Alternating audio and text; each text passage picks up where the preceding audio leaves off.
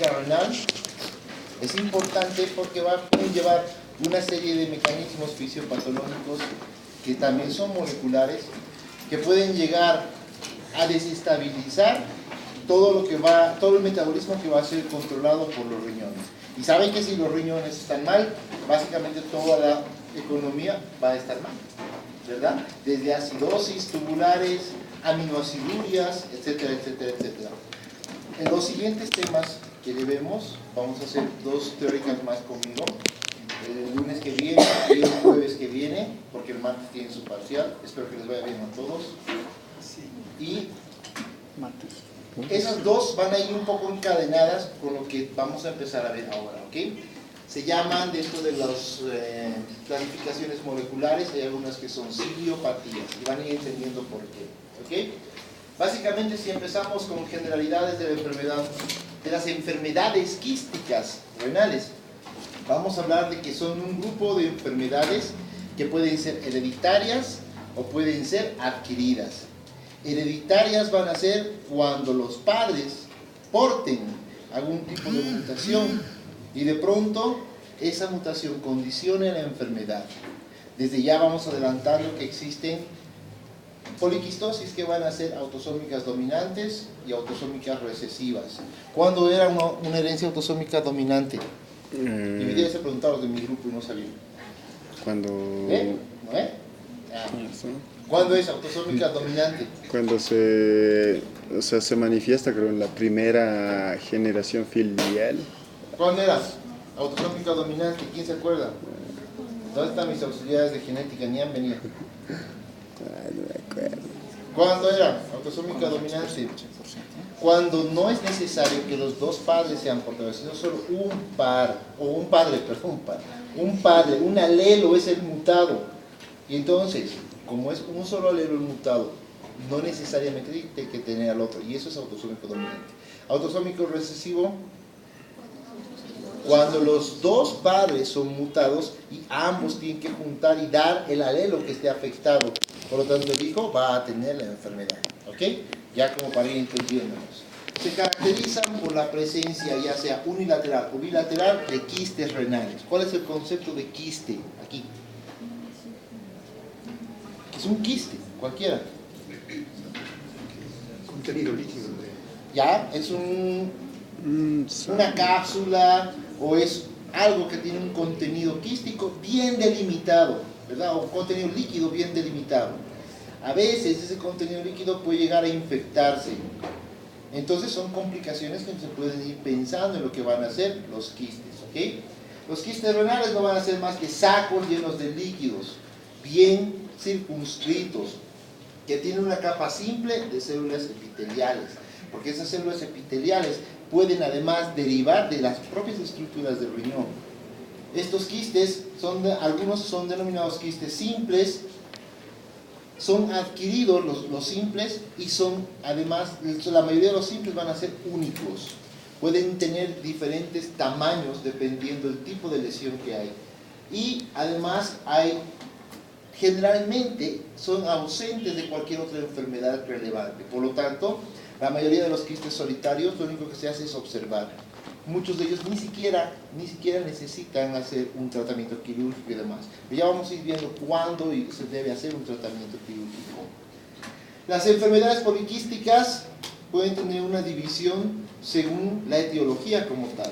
La enfermedad poliquística renal, como hemos dicho, puede tener una herencia autosómica dominante o autosómica recesiva. Además puede haber una quística o una enfermedad poliquística que sea adquirida.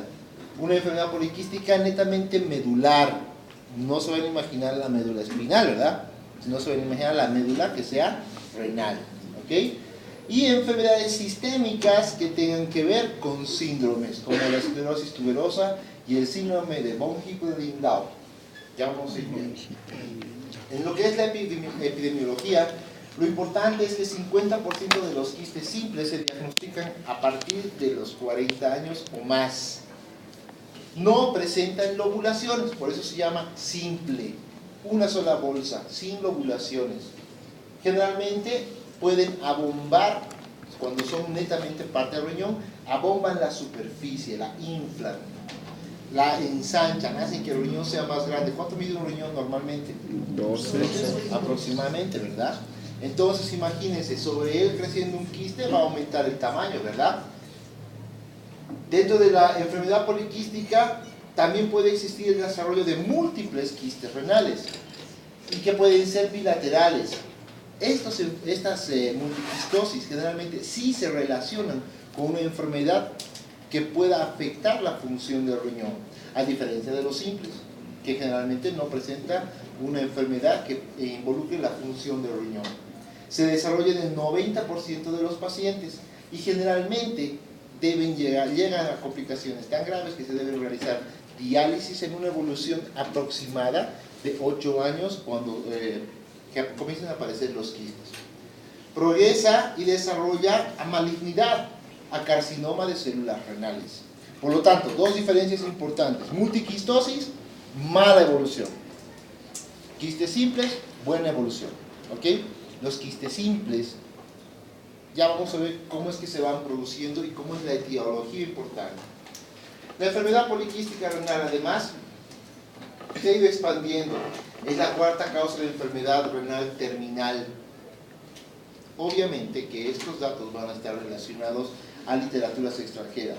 No sé si existirá un estudio en nuestro país, pero si no existe, ya ustedes van a ser las generaciones que comiencen a estudiar este tipo de enfermedades, ¿ve? Muchos de ellos tienen como base importante la alteración genética.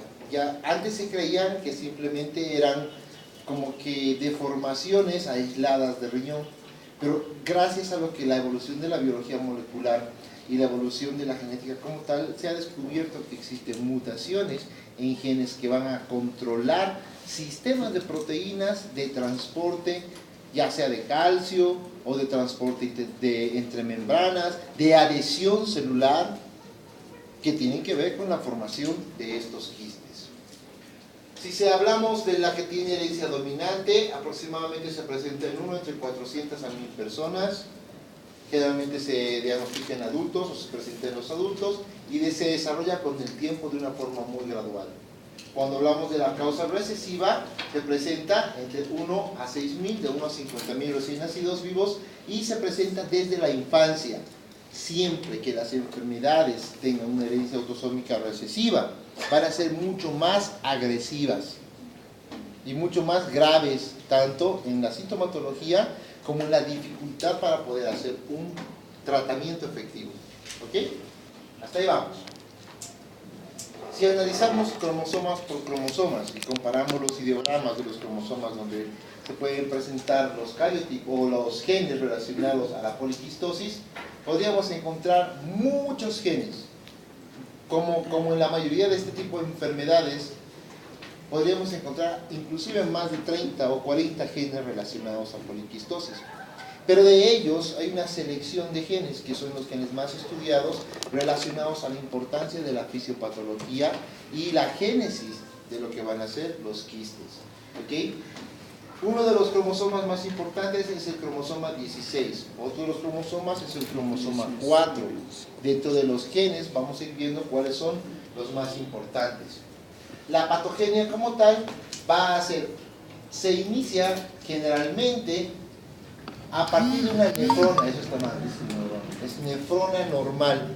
La nefrona normal debería tener todo lo que va a ser la parte vascular intacta y todos los conductos, pero hay una hiperproliferación focal limitada a un sector que va a producir alrededor de ella una apoptosis con la consecuencia o con la consecuente debilidad del epitelio y la formación de los sáculos.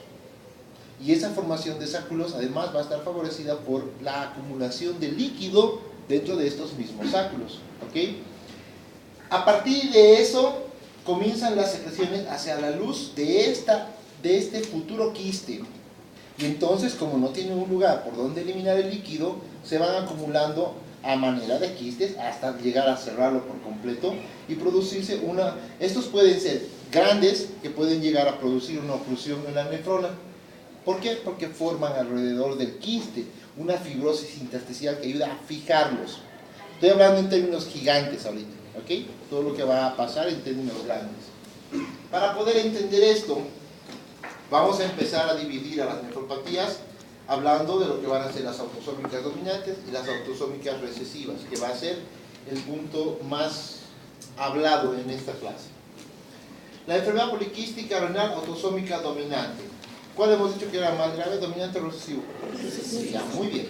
Entonces vamos a relacionar dos mutaciones denominadas heterogénicas o heterógenas como tal, relacionadas a una enfermedad sistémica caracterizada por la formación de quistes en múltiples órganos, ojo, ¿me entienden?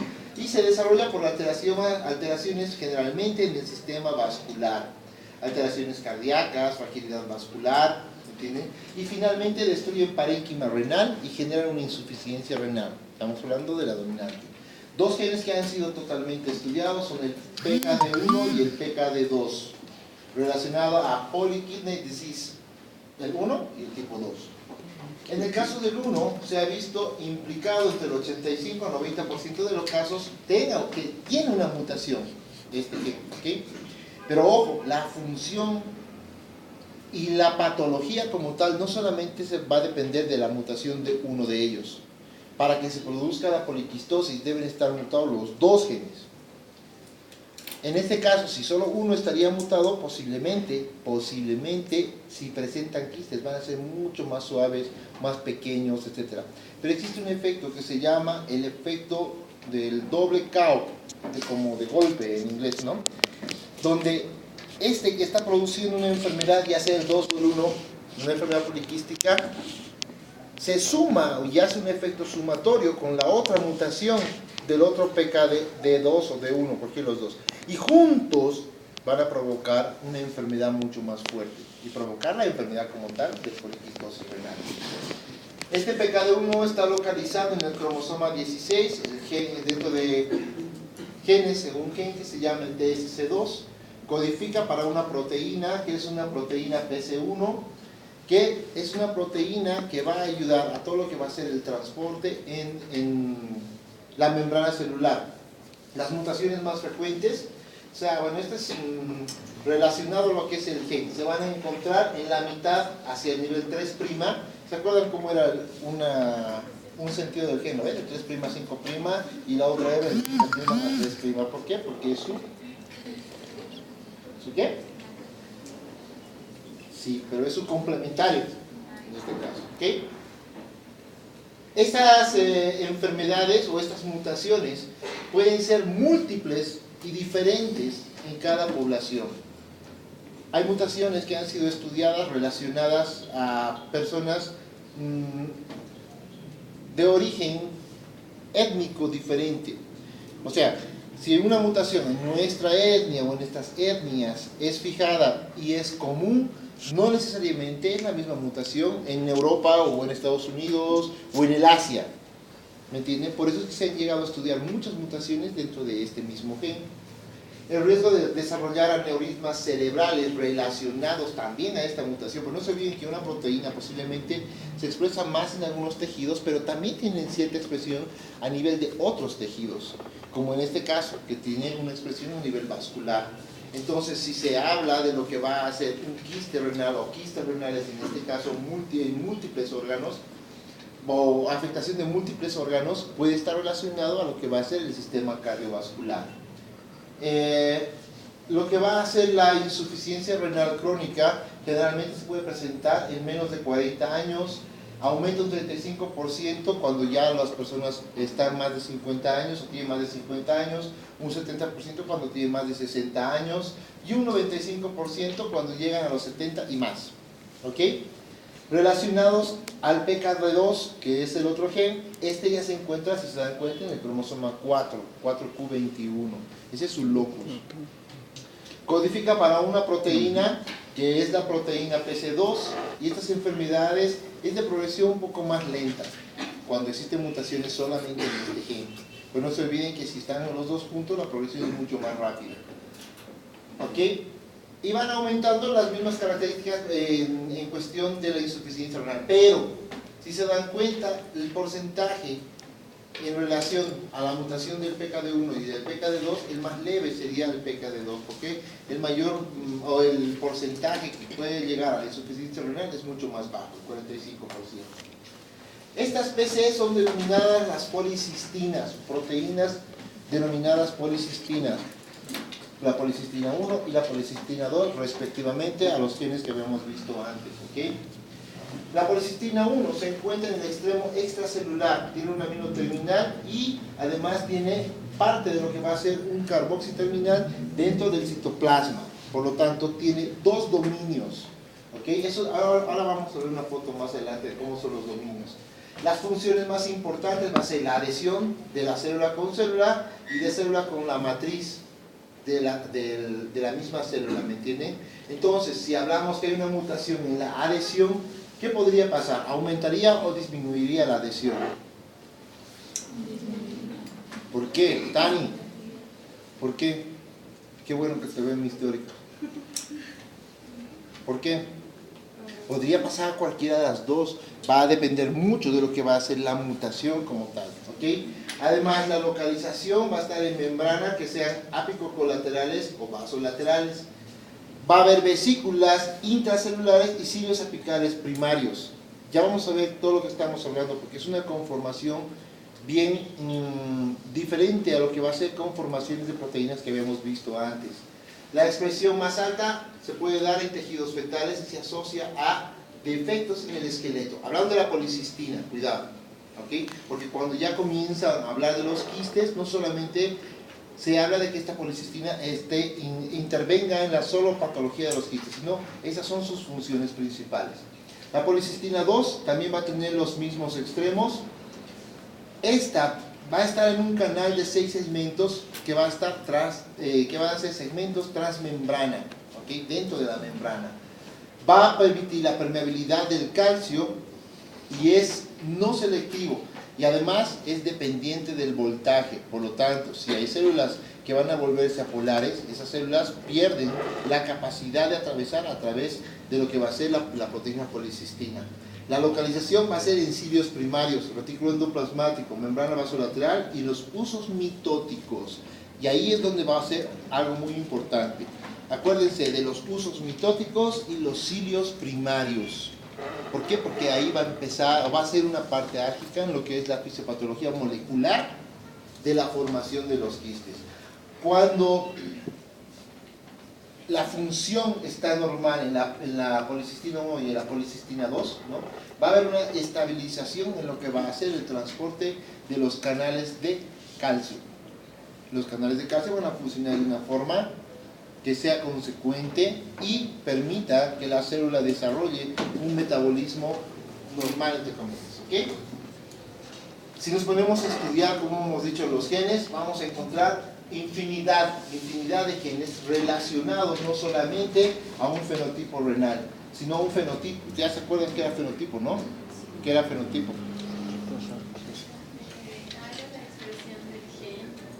Y falta algo. Siempre le repito eso, ¿no? Pero aprenden. ¿Qué es fenotipo? Es la expresión del gen que está igual influida por los factores epigenéticos. Por poco y casi respondes bien. ¿Influida por quién? Mira que estoy sacando mi escopeta. Lo está haciendo bien. Pues, influidas por medio ambiente, por el ambiente, los factores externos. ¿Ok? Entonces, si vamos a hablar de que estos genes no solamente tienen una expresión en el fenotipo renal, también hay que tomar en cuenta para relacionarlos con el fenotipo extrarrenal. Por lo tanto, alteraciones en eso no solamente va a hacer, va a provocar los quistes renales. En cuestión de población como tal, si ahorita hacemos ecografía aquí a toda esta que sería nuestra muestra, digamos, ¿no? Entre 20 años y 25 años, me imagino que está la mayoría, ¿verdad? Posiblemente encontremos quistes, si se ríe aquí, ¿no? ¿Cuántos años tiene? ¿Sí? O no sé si eres más chiquita o más grande. Entonces, si hacemos una ecografía de búsqueda, seguro más del 10% tienen quistes solitarios. ¿Por qué?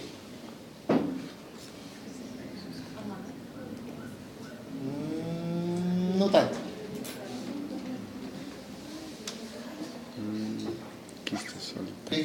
¿qué más o menos pensaría?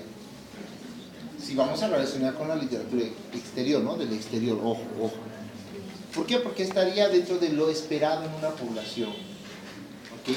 Que la manifestación de una alteración de un gen que tenga un fenotipo renal, porque imagínense cuántos genes hay relacionados a fenotipos renales, ¿me entienden? Es como tener una baraja de este tamaño de cartas y de pronto una de ellas está mutada. Por lo tanto, todos nosotros tenemos mutaciones que son dependientes individuales, o sea, mutaciones individuales de cada persona y mutaciones relacionadas a la población. Por lo tanto, el pensar que nadie tenga mutaciones en todos esos genes, y eso que esto no debe ser ni la cuarta parte del cuadro entero, solo lo he puesto por poner un ejemplo. De sigue ahí hasta allá abajo la lista de los genes que estén relacionados. Y el pensar que todos nosotros estemos sanos en ese nivel de genes, es un poco difícil. Posiblemente él tenga una mutación en uno, él en otro, capaz uno tiene en dos o en tres, ¿me entienden? Depende inclusive de los ancestros que hayan llegado a tener. ¿Ok? Por lo tanto, esta enfermedad poliquística renal autosómica dominante va a tener una patogenia relacionada a mutaciones heterocigotas en líneas germinales. ¿Qué quiere decir líneas germinales? El momento en que se está formando el bebé, ¿verdad? Si es que va a ser adquirida, si es hereditaria, ya antes de la fecundación, es que la mutación va a ser transmitida, si quieren, de forma hereditaria. Estas mutaciones van a estar, como hemos dicho, en PK1 o PKD1 y PKD2. 10% de estas, de las líneas germinales, son espontáneas. Quiere decir que son mutaciones que no han tenido una causa ni siquiera ambiental, no han tenido una causa que sea atribuible a algo. Por eso se denominan espontáneas. Que eso está en discusión, porque siempre hay una causa, ¿me entienden? Además, las mutaciones somáticas en los alelos normales, puede haber mutaciones somáticas en los alelos normales, no solamente en células germinales. Y son mutaciones que son contiguas, que quiere decir que están una al lado de la otra, ¿ok? Ahora, ese doble KO que les decía se denomina mutaciones de segundo impacto. Cuando se pierde la heterocigosidad en PKD1 y en PKD2. ¿Qué eran los heterocigotos? No, pues si no, no me van a entender qué es la pérdida de heterocigosidad. Tania, ¿te has reído? ¿Qué es un heterocigoto? Ay, Dios mío. Giovanni, ¿qué es un heterocigoto? ¿Se acuerdan los alelos cuando decíamos homocigoto son dos alelos dominantes, por ejemplo, si es homocigoto dominante? Si es homocigoto recesivo, son dos alelos recesivos que se representaban con letras chiquititas, ¿verdad?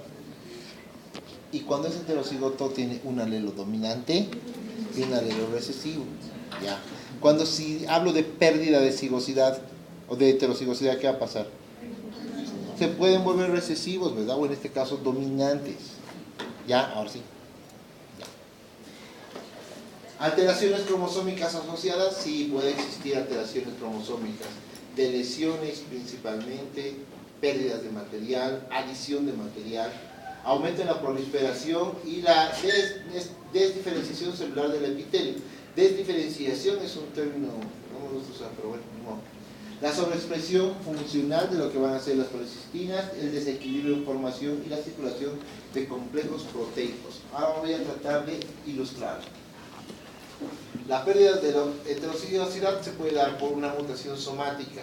Esta mutación somática, generalmente, si es que tiene un fenotipo normal, fíjense que hay una cruz, no sé si se notan bien aquí, significaría que es un heterocigoto. ¿Por qué? Porque los alelos a este nivel son normales y están representando un alelo del PKD1, ¿ok?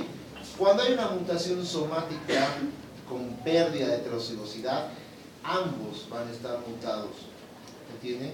Y va a producir un fenotipo denominado, en este caso, fenotipo cístico, ¿ok?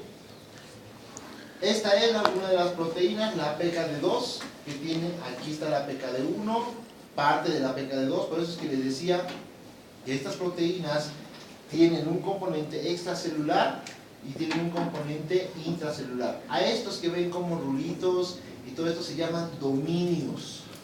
Son dominios proteicos. proteicos formados a partir de aminoácidos. Los aminoácidos son formados a partir de ¿quiénes? Ya, y entonces de genes, ¿no ven? Ok, entonces estos van a ser los que tienen como parte de la unión entre los dos y la interacción que tengan va a ser directamente a nivel de la proteína, ¿verdad? Y existe un dominio denominado dominio para las policistinas. Por lo tanto, por eso se relaciona con la PC1 y la PC2, por las policistinas, ¿ok? Este dominio, como hemos dicho, va a tener una porción intra y una porción extracelular. La porción extracelular es mucho más grande. Y también tiene, se nota, ¿no?, en el gráfico, un dominio policistina. Esto es como más o menos una especie de un esquema de una estructura secundaria y de la proteína, ¿no?, y un esquema de la estructura terciaria. Básicamente es lo mismo, solamente que aquí se ve mucho más detallada o más detallados los dominios. Posiblemente todavía no comprendan, bueno, ya deberían, porque ya pasó bioquímica, ¿no? ¿Les han dado esto de las proteínas en bioquímica? ¿Los dominios? Sí, ¿verdad? Entonces me entienden. Okay. Estos dominios están controlados, hemos dicho, tanto por cargas. Sí, allá ya se está riendo, yo creo que me entiendo. A ver si entiendo. No, sí lo llevamos. ¿Sí? ¿Seguro? ¿Con quién has pasado bioquímica? En teóricas con el doctor Amar.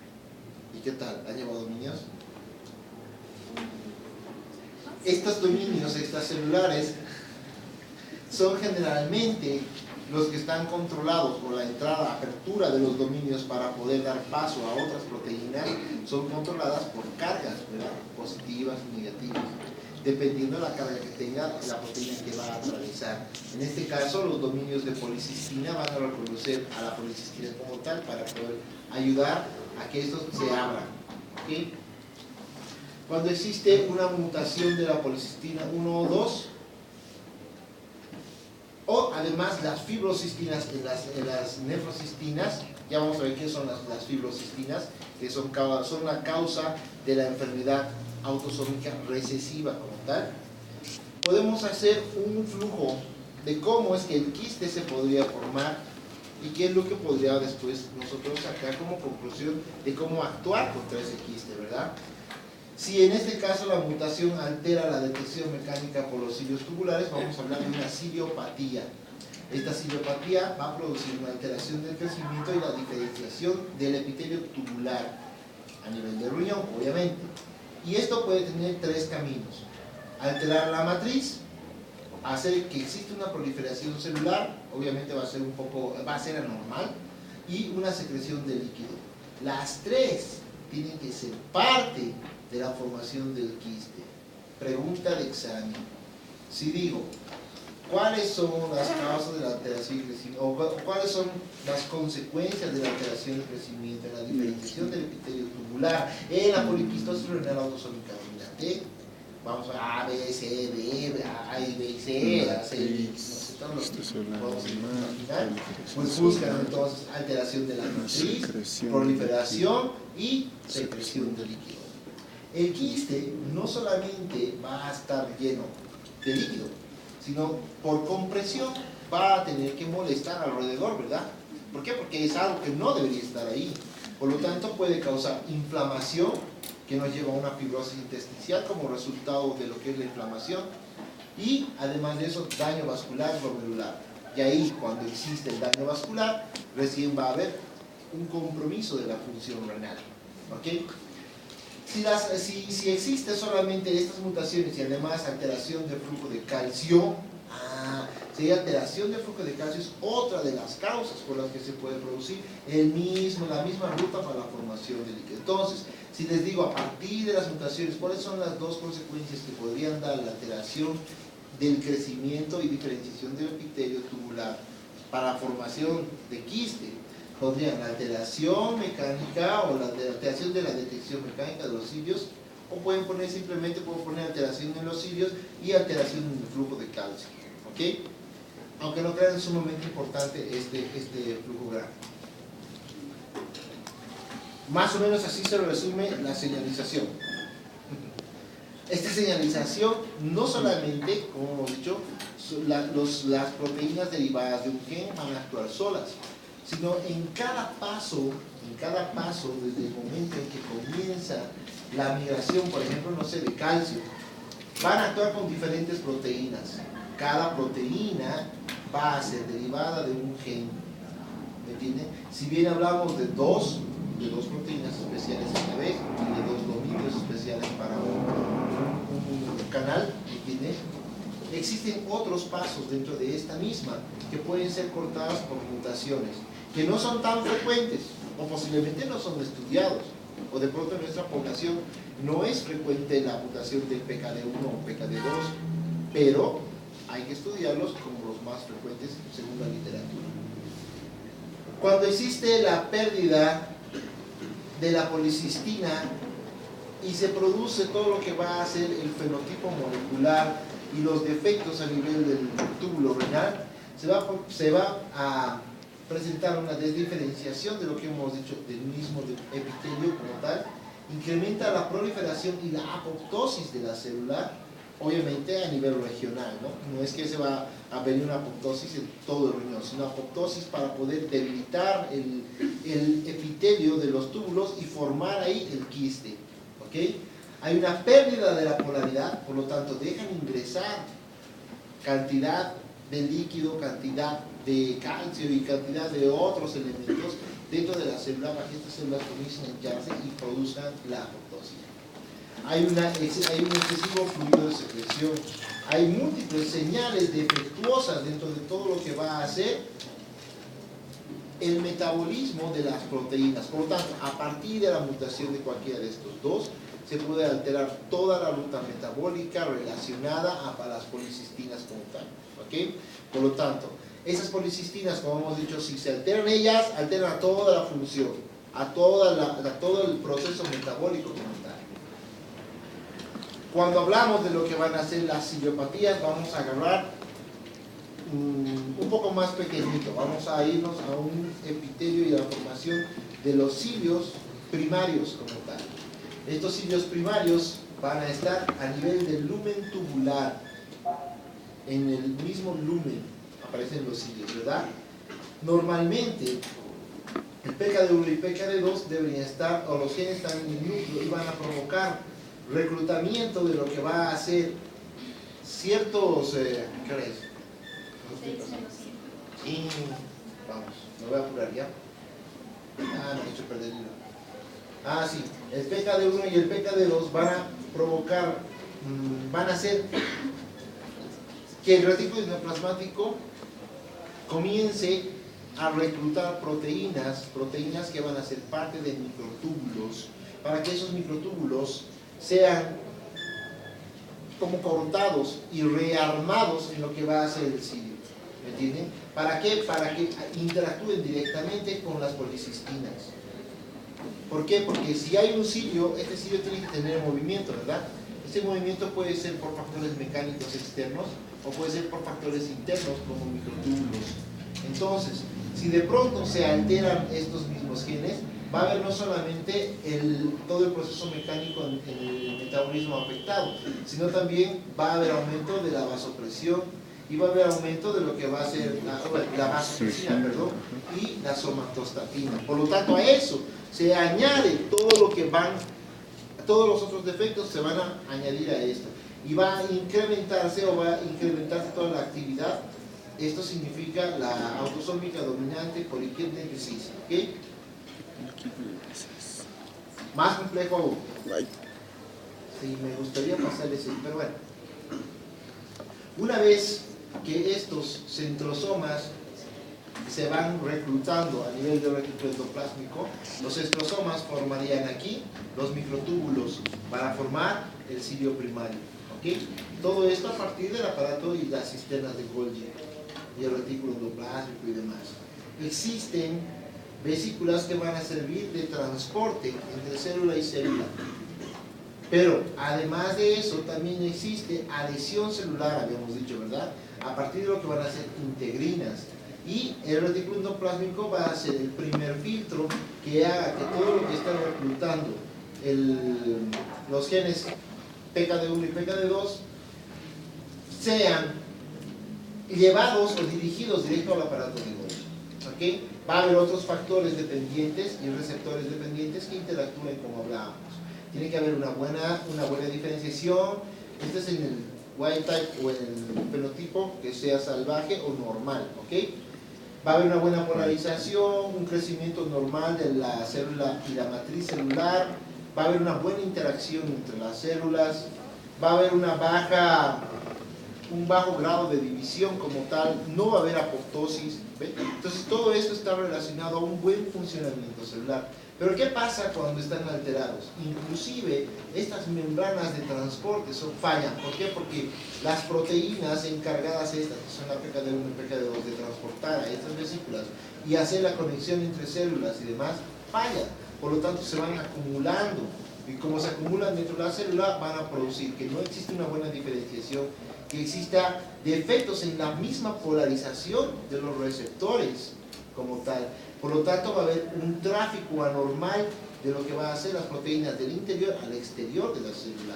Los mismos cilios van a estar afectados porque la expresión ya no va a dar una proteína que pueda ser bien discriminada por lo que va a hacer el retículo endoplasmático. Al aparato de Golgi llegarán pedazos que formarán microtúbulos defectuosos y por lo tanto los cilios también van a ser defectuosos.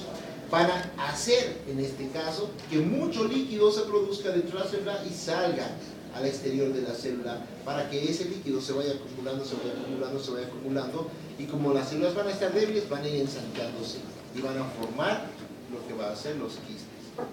No había sido tan sencillo pensar en que se llenen los líquidos, el quiste de líquidos, ¿verdad?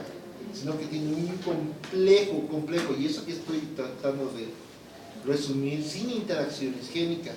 Porque cuando se habla de interacciones génicas, se habla de interacciones génicas inclusive con genes pertenecientes a las integrinas. Y si existen más mutaciones, no solamente en PKD1, sino en integrinas, en membranas de transporte o en proteínas de transporte a nivel membrana, esta progresión quística va a ser mucho más rápida. Y para eso, o llegando a eso, más o menos veríamos riñones así, con esta forma. Esto es lo macro de todo lo que acaban de ver. Por lo tanto, hay destrucción del parénquima, el tamaño de ambos riñones aumenta, generalmente son grandes, pesan entre 4 kilos cada uno aproximadamente. Y entonces, la superficie externa, se puede identificar la superficie externa, todos los quistes, ¿entienden? Como aquí, aquel quiste, aquel otro quiste. Y los quistes van a estar generalmente llenos de líquido, pero este líquido debería ser un líquido claro y transparente cuando no hay complicaciones. Si hay complicaciones, puede haber sangrados dentro del mismo quiste y eso provocar en ciertos casos hematurias que pueden ser muy leves hasta convertirse en una hematuria muy notoria como tal. Los quistes llenos de líquido turbio y marrón pueden ser, además de eso, transformarse en líquido seroso. Y si además de eso, vamos a extremar la situación, existe una infección urinaria que llega hasta el riñón y se vuelve una infección renal, pueden infectar al quiste. Y si infectan al quiste, la parte clínica va a ser mucho más notoria, ¿no? Ya no solamente va a haber dolor localizado en algún lugar por el tamaño del quiste, sino también puede haber fiebre, puede haber otros síntomas que nos hagan ver una infección mucho más fuerte. Al final, la destrucción del parénquima es muy notoria. Puede utilizarse microscopía para ver cómo están las nefronas, si ha habido daño a nivel de las nefronas por el crecimiento quístico, porque todas las nefronas, posiblemente, dependiendo del lugar del quiste, va a afectar no a una nefrona, sino a varias nefronas, ¿verdad? Además de eso, puede este daño englobar al cálices y a la pelvis renal, y se va a originar a partir de los túbulos, como hemos dicho. Pueden, además de esto, revestirse de un epitelio que ya no sea el epitelio tubular, sino como han visto, si cambian los cilios, va a cambiar todo el epitelio. Si los cilios llegan a aplanarse o a desaparecer por la no formación de lo que son los microtúbulos, el epitelio ya no va a ser ciliado, sino va a ser un epitelio aplanado. Y eso nos va a ayudar a ver, o nos podemos ver a partir de los cortes que sean histológicos, ¿verdad? Este epitelio se puede transformar en células cúbicas o aplanadas por la misma compresión que hace el líquido y las va apretando de adentro hacia afuera, de una forma que sea centrífuga, ¿me entienden? Detalles, desde atrofias hasta lo que va a ser lesiones neoplásicas. ¿Por qué? Porque estas células van a perder la identidad de células tubulares como tal, y al perder la identidad de células tubulares se puede descontrolar el ciclo de división celular, el ciclo mitótico. Si se descontrola el ciclo mitótico y se vuelve mucho más acelerado, las células tienden a malignizarse. Básicamente es eso el cáncer, ¿no? Entonces, de pronto vamos a poner más riesgo todavía. Esta persona, además de eso, tenía una mutación no solamente en el PKD1 y PKD2, sino en el P53, que era el guardián del genoma, ¿se acuerdan? Y entonces decía, P53, si está mutado y depende de la mutación, no va a hacer control en la división celular y va a provocar que los cánceres sean mucho más rápidos. Y un cáncer a nivel renal tiene metástasis bastante feas. Y la sobrevida y la complicación de esto se torna escabrosa. ¿Ok? Además de eso, hemos dicho que de inicio podría solamente afectar a la neurona, por lo que la función renal estaría conservada aproximadamente hasta los 40 o 50 años. ¿Okay? Manifestaciones clínicas más importantes, aumento del tamaño riñón, que son renomegalias, cólicos renales, hematurias, urinarias, cálculos renales, hipertensión arterial, aneurismas cerebrales. ¿Por qué? Porque hemos dicho que tiene relación y expresión en otros aparatos y sistemas que son extrarrenales, como la parte vascular o el aparato vascular como tal. Anemias, pues tenemos que estar controlando la proteinuria, y ahí se van a ir acordando que inclusive pueden llegar a tener, cuando hay estas afecciones, enfermedades metabólicas, o mejor dicho, enfermedades ácido-base relacionadas al riñón. Vamos a volver al tema de ácido base, ¿okay? Acidurias, aminoacidurias, etcétera, etcétera. Las infecciones no son frecuentes, pero pueden pasar. Están asociados en un 30% a un 80% con los quistes hepáticos. Ya son detalles más pequeños de la parte clínica. Diagnóstico, generalmente ecocardiográfico, bueno, renocardiográfico, no sé. En realidad esto no es.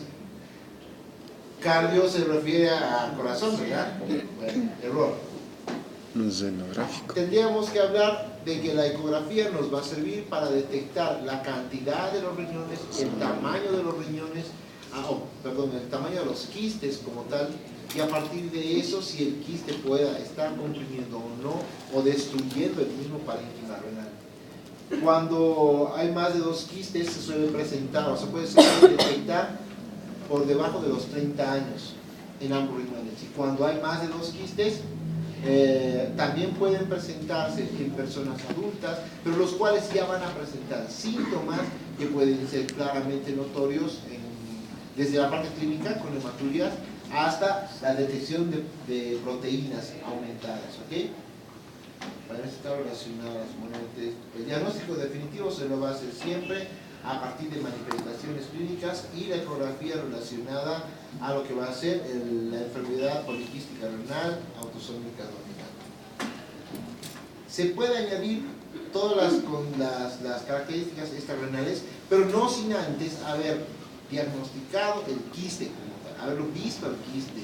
Posiblemente, si hay la posibilidad que los pacientes puedan tomar tomografías, pues tomen la tomografía, porque a veces dentro del quiste, que parece ser solitario e inocente, hay un quiste adentro. ¿Cuál sería el diagnóstico diferencial? Importante. ¿Quiste? ¿Podrían hacer un diagnóstico diferencial con algo más?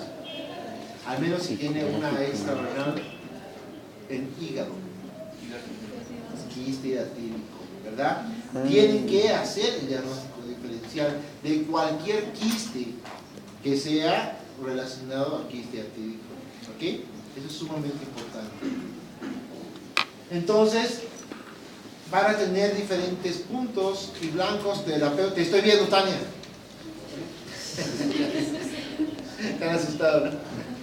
Van a tener diferentes formas de hacer terapia. Las terapias pueden ir desde el control con inyectas de la presión arterial Importante, ojo, si hay alteración renal, también puede haber alteraciones vasculares, hemos dicho, ¿verdad?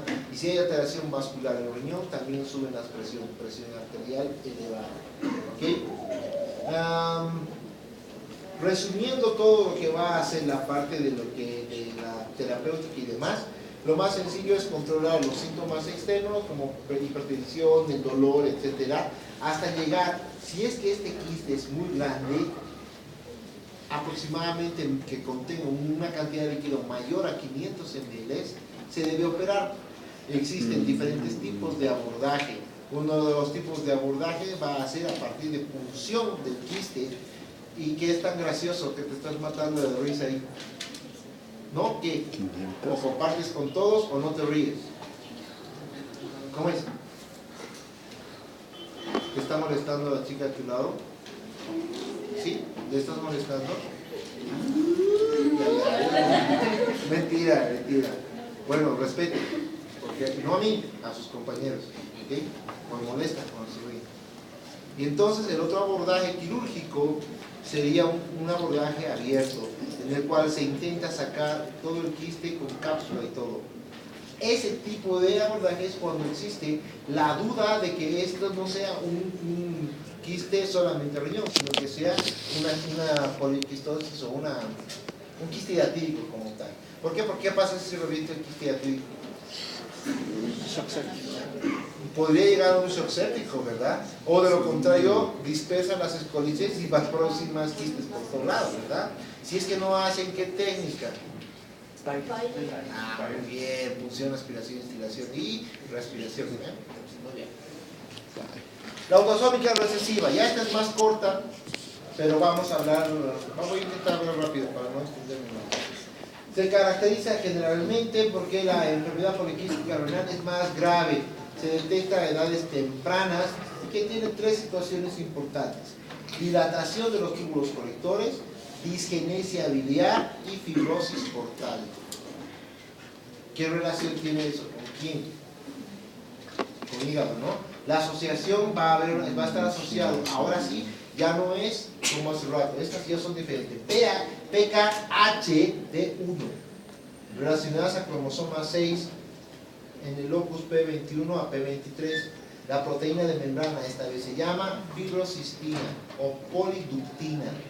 Por lo tanto, si les digo cuál es la proteína de membrana relacionada a autosómica recesiva, no buscarán pues las policistinas, sino fibrocistina y poliductina. Ducto. ¿Okay? Cuando existe una alteración en este gen, va a poder afectar lo que es el conducto colector, la médula y la parte cortical, la rama ascendente gruesa de las anginas, el páncreas, el hígado y los pulmones relacionados a los síntomas extrarrenales.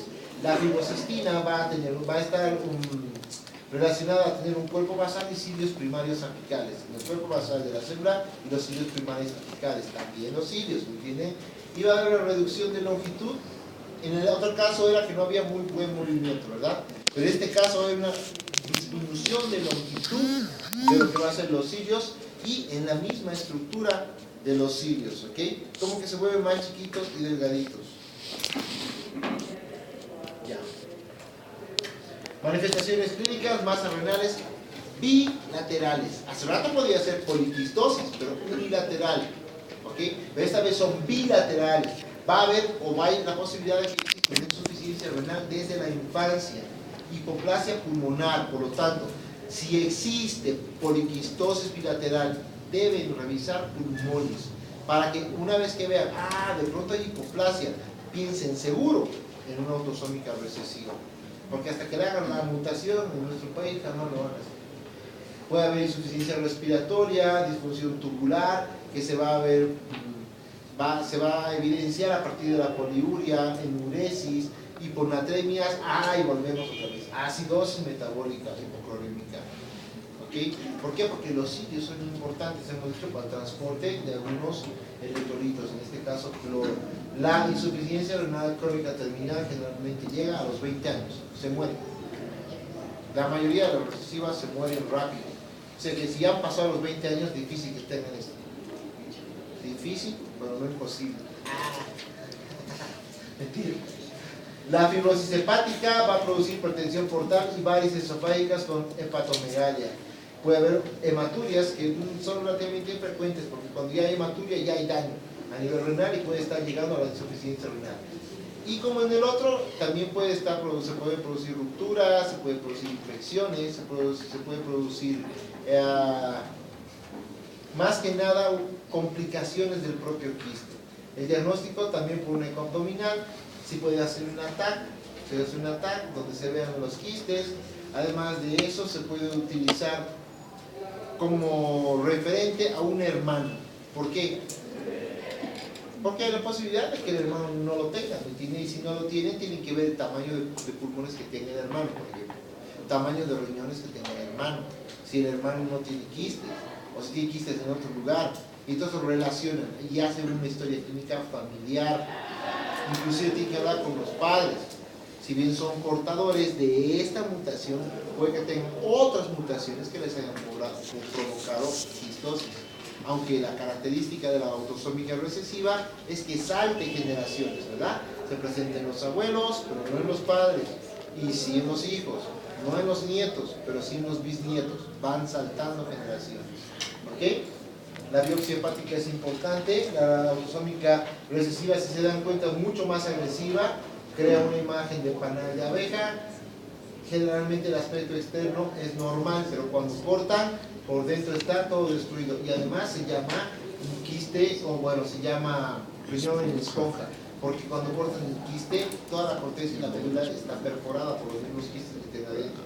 Los canales son alargados y dilatados, y se reemplaza la corteza y la médula por los propios quistes.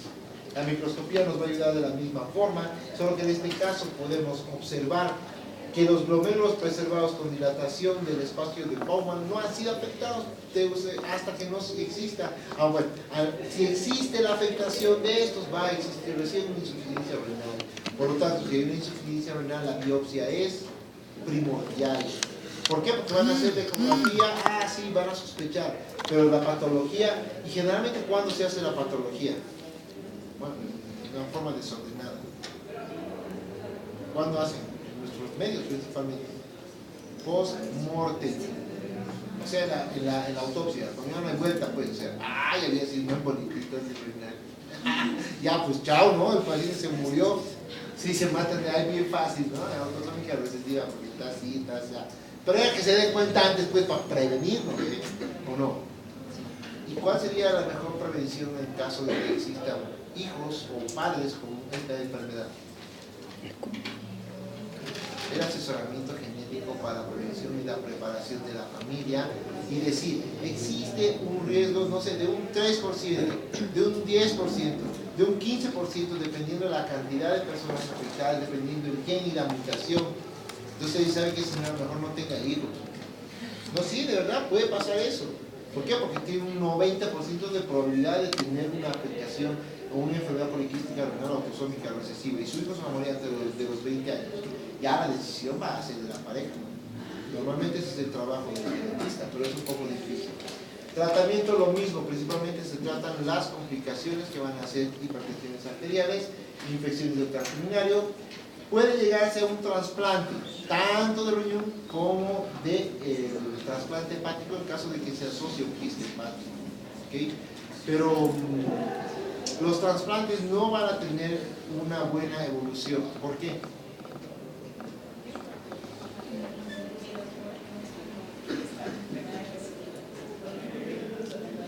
¿Por qué? Porque tendrías que arreglar la mutación, pues. O sea, si tu DNA ya está ahí, en el momento que te trasplantan, el otro riñón va a venir con células con diferente ADN, ¿verdad? Sí. Pero en algún momento ese ADN tiene que participar con el nuevo, con tu ADN. Y entonces la mutación se va a volver a fijar en esas células. Quién sabe, puede ser dentro de 10 años, 5 años. Pero va a volver a haber el recambio y la mutación se va a volver a fijar en esas nuevas células, porque tu cuerpo es el que está dirigiendo. Y si si las mutaciones estas logran aislarse como tal, pues has tenido mucha suerte. No existe suerte como tal, sino son probabilidades más que suerte, ¿ok? Los pronósticos, mayor mortalidad, generalmente en el año de vida, y puede haber una supervivencia entre los 15 y 20 años, entre el 50 a 80%. ¿Okay? Es importante la atención nutricional, no se olviden que está perdiendo electrolitos. De pronto va a presentar síntomas, y ya se acuerdan de toda la clase de hilo electrolítico, ¿verdad? Referente a cada uno de los electrolitos relacionados. Los quistes simples ya estamos por terminar, así que no se emocionen. Los quistes simples van a tener una patogenia que va a estar relacionada generalmente a obstrucción tubular isquémica. ¿Por qué obstrucción tubular isquémica? Porque crecen tanto que producen isquemia por compresión. Hay una dilatación progresiva y una separación diverticular de los túbulos. Por el mismo crecimiento puede llegar a destruir el parénquima, pero no destruir como hace rato los glomérulos y más, sino va separando el parénquima y rompiéndolo como tal, como quiera. Generalmente no tienen un significado clínico importante si son únicos como este, miren. ¿Notan aquí? El quistecito. Pues no hay otro, ¿verdad? Aquí la médula y la cortical están normales. Posiblemente esta médula funciona normal, no pasa nada. Pero fíjense la destrucción que ha habido alrededor. Es por la compresión que realiza el mismo quiste. Generalmente son hallazgos post-mortem porque no tienen una clínica muy delimitada, si es que no son muy grandes. Si son muy grandes pueden producirse las hemorragias, el dolor, clasificaciones, sombras extrañas radiográficas, que deben obviamente descartarse también con los que sean diatídicos y demás. Cuando se hace se trata de distinguir y de comparar con ciertos tumores, ¿no? El tumor, si uno se pone a pensar, uno piensa en un tumor sólido siempre, ¿verdad? Pero hay tumores que tienen contenidos mixtos, que asemejarían a un quiste. Y de pronto lo dicen, pues es un quiste simple, déjenlo así. Pasan 3, 4 años metástasis, porque de pronto era un tumor mixto y un cáncer y se murió. Por eso es que tenemos que tratar de nosotros llegar a un diagnóstico final bien estudiado, ¿ok? Vamos. Generalmente el contenido de estos quistes, fíjense la diferencia. El riñón está bien, pero de pronto tiene uno aquí, otro aquí y por aquí, creo, ¿no? Entonces no veo bien de aquí. No, aquí no hay, aquí hay, y aquí hay. Generalmente estos son benignos, no se tocan, salvo que sean más de 500 ml. Yo tengo uno, mi riñón, aproximadamente tiene 500 ml. Uno me va a operar, güey. Nada, mentira. De verdad, no es broma, es cierto que tengo uno. Y entonces estaban sugiriendo hacer la punción. Y de pronto no me gustan las agujas. Dicen por ahí que el médico es el peor paciente. ¿Creen eso? Sí, señores. Totalmente comprensivo, porque no me vas a operar. Y entonces el epitelio cúbico puede transformarse y aplacarse o volverse un epitelio cúbico como tal. Generalmente son lisos o trabeculados, pero las trabéculas no se van a notar porque son por dentro. ¿Okay? Las paredes son delgadas y transparentes. ¿Cuál será el mayor riesgo aquí? Que reviente, ¿verdad? Sí. Cállate, no le digas que te va a escuchar. Que capaz te escuchas. Puede llegar a engrosarse y provocar, inclusive hasta llegarse a cateterizar. ¿Entiendes? Eso con los años. Generalmente no son tan grandes, son chiquititos. Pero eso va a depender mucho, inclusive, de la dieta y de los hábitos de las personas. Son asintomáticos, a veces si son de gran tamaño pueden causar dolor abdominal o dolor en el flanco. Generalmente no hay hematuria, puede llegar a producir una obstrucción calicial y en algunos casos hidronefrosis dependiendo del tamaño. Y las complicaciones, como en nosotros, va a ser las infecciones. Tratamiento, como hemos dicho, una aspiración percutánea y un drenaje quirúrgico cuando es mayor a 500 ml. ¿Para qué? Para que no se reviente.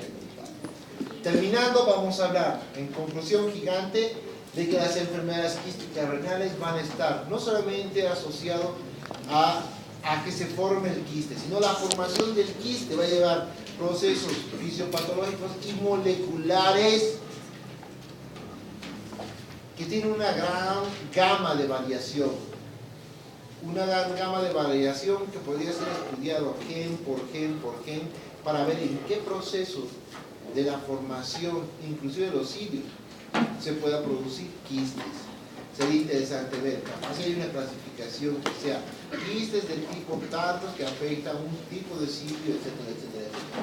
Entonces, como conclusión me gustaría dejarles de que no piensen en una enfermedad quística renal como macro solamente, como que, ay, qué grande es el quiste, ya lo he diagnosticado y punto. Sino piensen que siempre por detrás va a haber una fisiopatología molecular, porque ustedes van a ser la generación de médicos que vea la molecular primero como etiología de la mayoría de las enfermedades. Como estamos viendo, por ejemplo, en las prácticas y demás, fíjense que todas las enfermedades tienen una fisiopatología molecular. ¿Ok? Muy bien, de ahí terminamos.